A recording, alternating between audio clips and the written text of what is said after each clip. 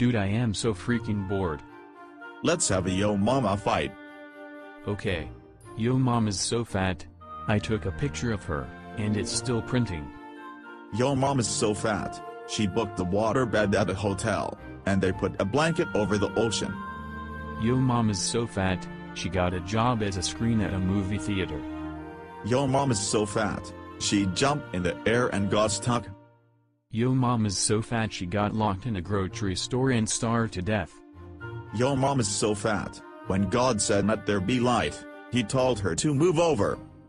Yo mom is so old, I found out Jesus was in her math class.